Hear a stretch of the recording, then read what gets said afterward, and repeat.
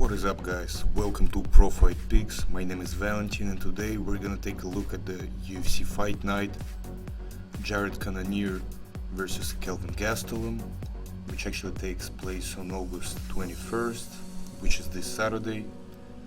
I feel like there are a lot of pretty interesting fights will be on this card, so let us not wait any longer and start with the preliminary card. In the first fight of the preliminary card, we have Sasha fighting against Ramis Brachimash.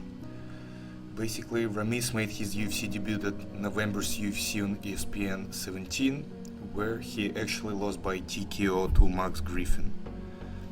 Ramis is a base grappler with pretty good Brazilian Jiu-Jitsu skills. The American earned all of his victories by submissions.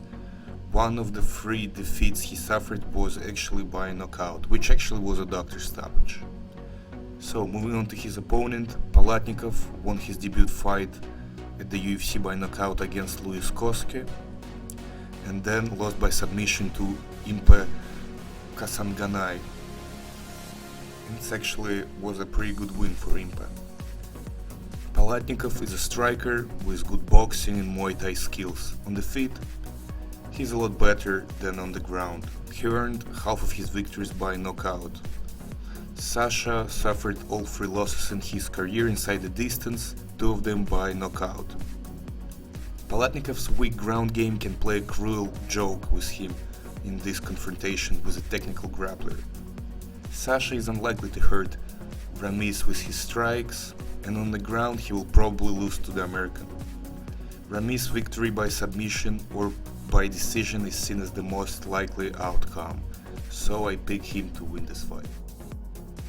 In the second fight of the preliminary card, we got Roosevelt Roberts fighting against Ignacio Bachman.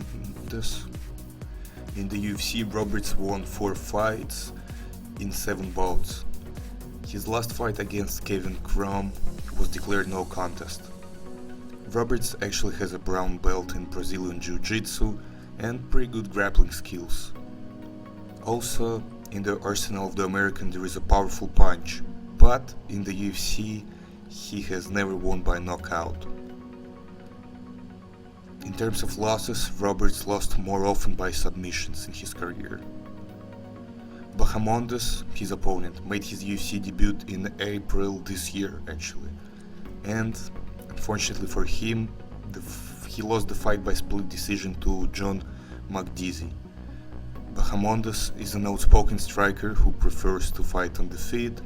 He has a powerful one-shot punch, good boxing and kickboxing skills. Twice in his career, Ignacio lost to his rivals by submissions, and actually he never lost by a knockout.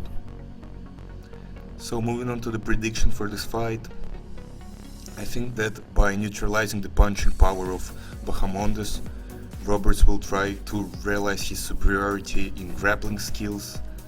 Such a scenario seems to be the most likely, since Bahamondes often neglects defense from takedowns, which is a big mistake, and in this fight, this can be a crucial mistake. Because, as I said, Roberts is a very skillful grappler. So I pick Roberts to win by submission in this fight. Moving on to the next fight, we got William Knight fighting against Fabien Charant. So let's talk about the Knight first. Knight comes from Dana White Contender Series show. After that he had 2 fights in the UFC. He defeated Alex Camus in his debut by unanimous decision, and then he lost by unanimous decision to Daun Jan. William Knight is very athletic and has a great knockout power in his blows. Moving on to his opponent, Charant made his UFC debut in 2021 and he lost by submission to Alonzo Manfield in the first round in his debut.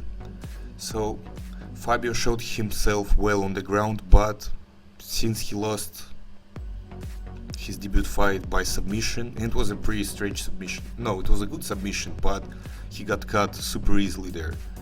And I think that raised doubts about his development of skills in this area, in this grappling area. Charant is larger and has advantage in reach. However, given the fighter's weakness in striking, one can doubt that he will bring to the base striker in the face of Knight any problems in this department. Knight has more experience at the high level, he's stronger on the feet, and is not afraid to go in for a risky trade.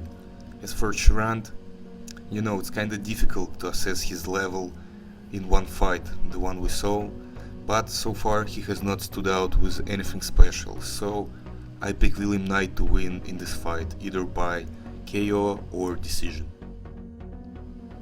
So moving on to the next fight. In this fight we got Malitski fighting against Josie Nunes. This fight is kinda hard to predict. I believe the chances of both fighters are relatively equal. For this fight, Nunes is making her debut in the UFC. Overall, I think Malitski will be able to keep her distance since she has a significant size advantage, and I believe she will be able to get a decision victory in this fight. So for this fight I pick Malitski to win by decision.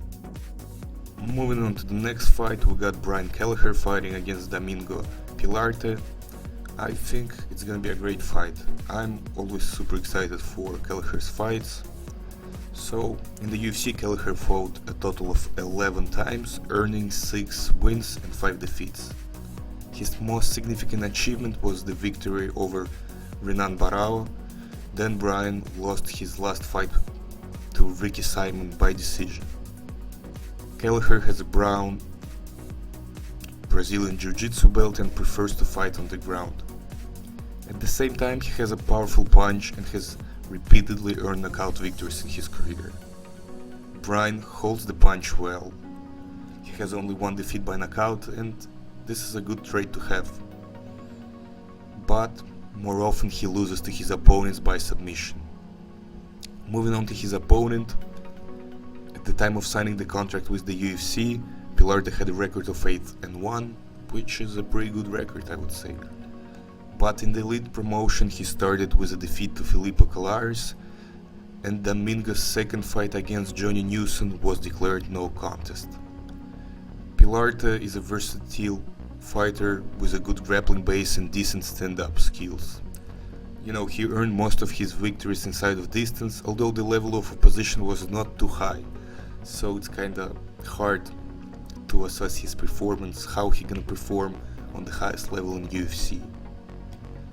He suffered both of his defeats in career by decision. So moving on to the prediction, I feel like an experienced Kelleher has a better chance of winning in this confrontation. He slightly surpassed his opponent in each of the key components of the fight, and if he does not make any gross mistakes in the fight, I think he will be able to get the victory by decision or submission. So I pick Kelleher to win this fight. And the last fight of the preliminary card, we got Austin Lingo fighting Luis Saldana. So in the Ultimate Fighting Championship, Saldana made his debut in April of this year, beating Jordan Griffin by decision. Saldana is a versatile fighter who tends to work on his feet. He has pretty good boxing and kickboxing skills while possessing solid punching power. On the ground, Luis is also effective, although he lost twice by submissions in his career. Moving on to his opponent Lingo, he made his UFC debut last February with a pretty good record of 7 wins and 0 losses at that time. He lost the first fight in UFC by decision to Yusuf Zalal and won the second fight by decision against Jacob Kilburn. Lingo is a versatile fighter who can be equally effective on the ground and on the feet. He has a powerful punch and good grappling skills in his arsenal. In addition, he has great endurance and has never been stopped in a fight in his career.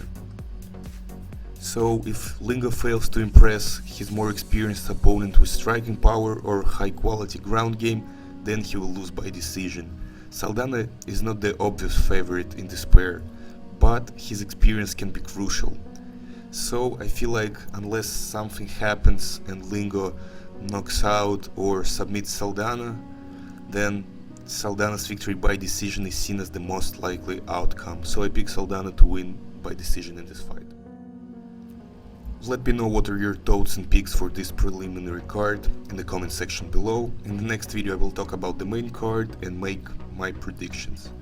Thank you very much for watching the video, don't forget to drop a like and subscribe for more weekly videos.